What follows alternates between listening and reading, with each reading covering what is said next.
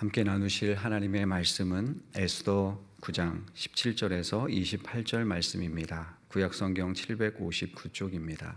에스더 9장 17절에서 28절입니다. 말씀을 한 절씩 교독하시겠습니다.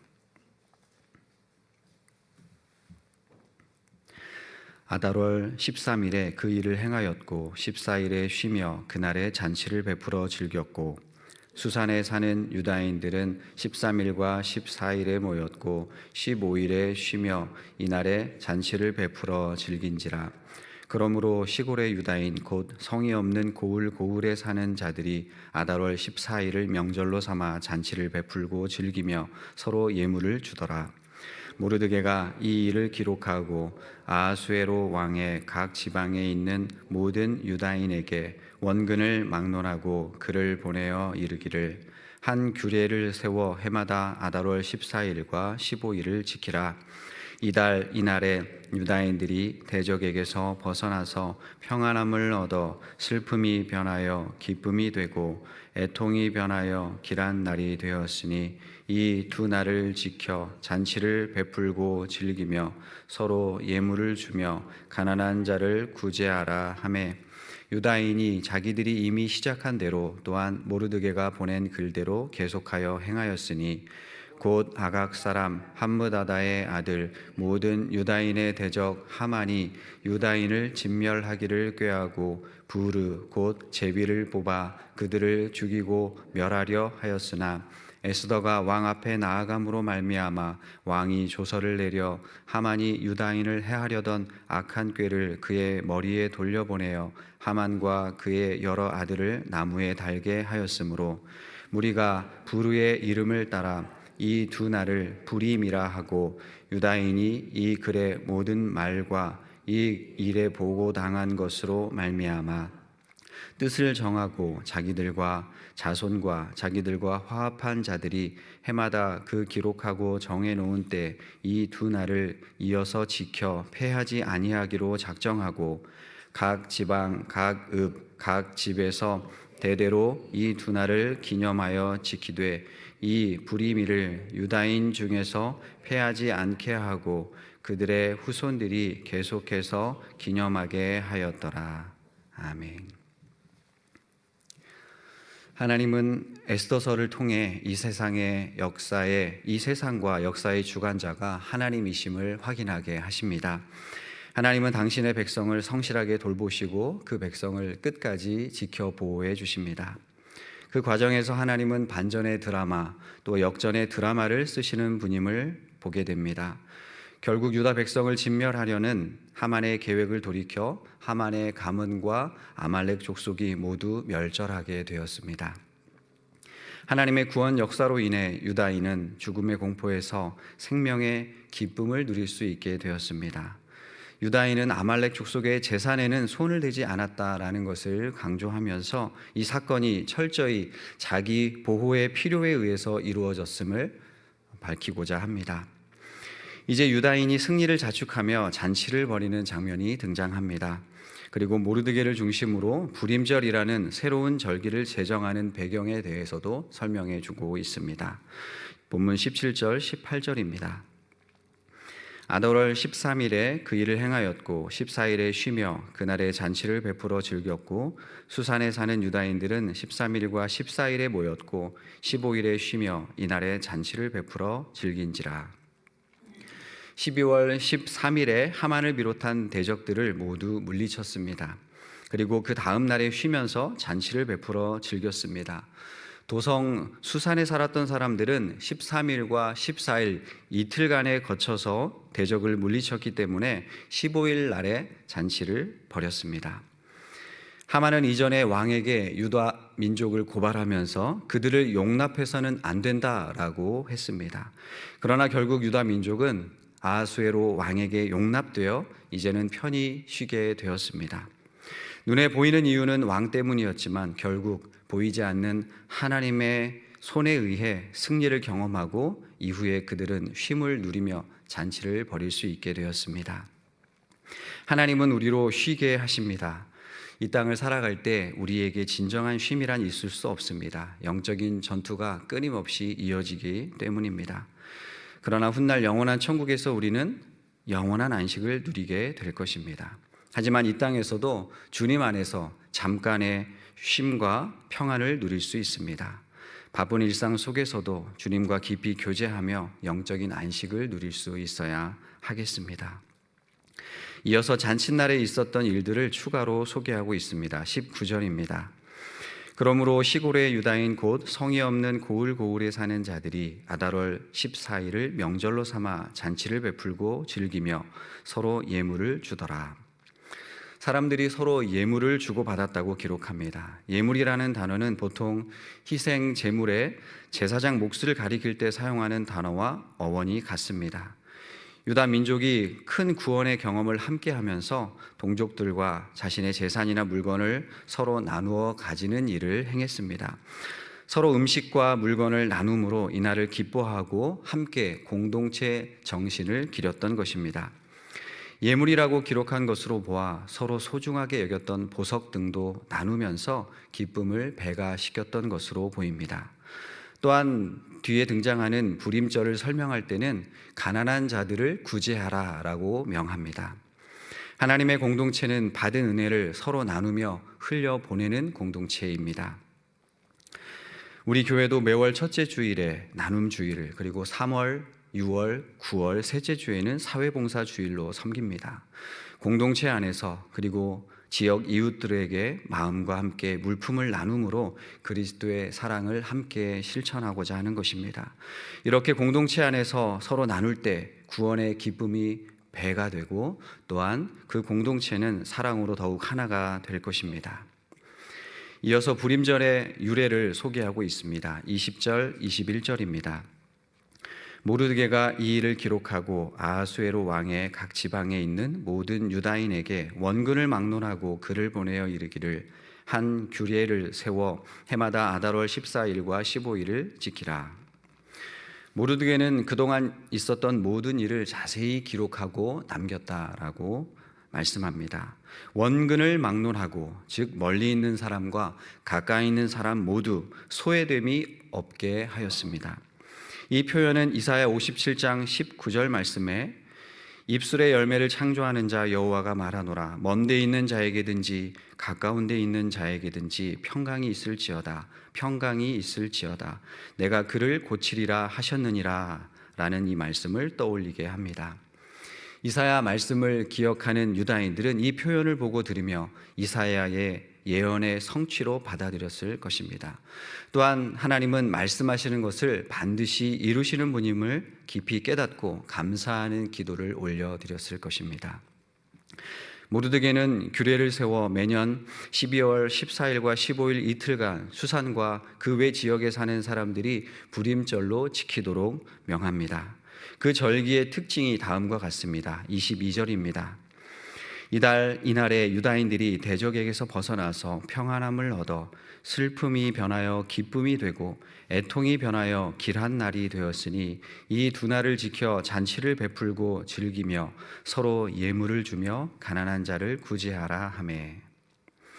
대적으로 말미암아 도륙을 당해 슬퍼하고 애통해야 할 그날이 오히려 기쁨의 날로 바뀌었습니다. 이 과정에서 에스더와 모르드게의 귀한 헌신이 있었습니다. 무엇보다 눈에 보이지는 않지만 살아계시고 역사하시는 하나님의 섭리로 인한 것이었음을 기억하기 위함이었습니다. 이사야 61장 3절은 무릇 시온에서 슬퍼하는 자에게 화관을 주어 그 죄를 대신하며 기쁨의 기름으로 그 슬픔을 대신하여 찬송의 옷으로 그 근심을 대신하시고 그들이 의의 나무 곧 여호와께서 심으신 그 영광을 나타낼 자라 일컬음을 받게 하려 하심이라 라고 예언합니다. 이 예언의 말씀이 포로로 끌려가 있던 유다인들 가운데서 성취되었습니다. 또한 예수 그리스도 우리 주님께서 이 땅에 오셔서 구원 사역을 이루실 때 성취되었습니다.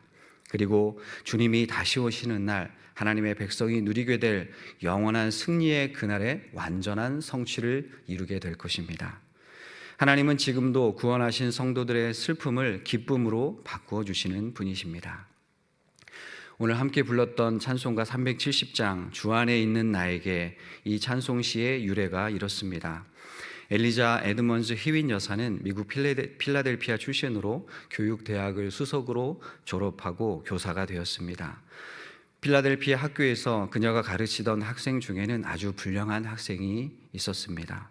1887년 겨울 어느 날 그 학생을 그리스도의 사랑으로 타이르는데 이 아이가 갑자기 지붕 슬레이트 조각으로 여사의 등을 때려서 척추를 다치게 했습니다.